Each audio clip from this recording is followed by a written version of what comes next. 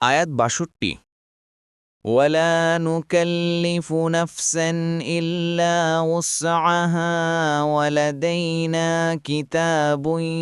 ينطق بالحق وهم لا يظلمون অনুবাদ আর আমরা কাউকেও তার সাধ্যের বেশি দায়িত্ব দেই না আর আমাদের কাছে আছে এমন এক কিতাব যা সত্য ব্যক্ত করে এবং তাদের প্রতি জুলুম করা হবে না তাফসির ৬৯ নং ফুটনোটের বিবরণ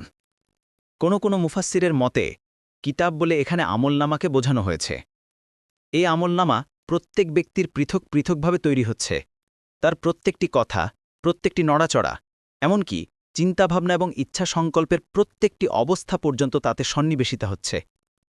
এ সম্পর্কে বলা হয়েছে আর আমলনামা সামনে রেখে দেওয়া হবে তারপর তোমরা দেখবে অপরাধীরা তার মধ্যে যা আছে তাকে ভয় করতে থাকবে এবং বলতে থাকবে হায় আমাদের দুর্ভাগ্য এ কেমন কিতাব আমাদের ছোট বা বড় এমন কোনো কাজ নেই যা এখানে সন্নিবেশিত হয়নি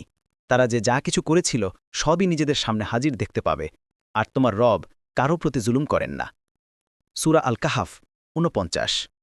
অন্য আয়াতে এসেছে এই আমাদের লেখনী যা তোমাদের ব্যাপারে সাক্ষ্য দেবে সত্যভাবে নিশ্চয় তোমরা যা আমল করতে তা আমরা লিপিবদ্ধ করেছিলাম সূরা আল জাসিয়া ২৯ আবার কোনো মুফাসসির এখানে কিতাব অর্থ কুরআন গ্রহণ করেছেন ফাথুল কদির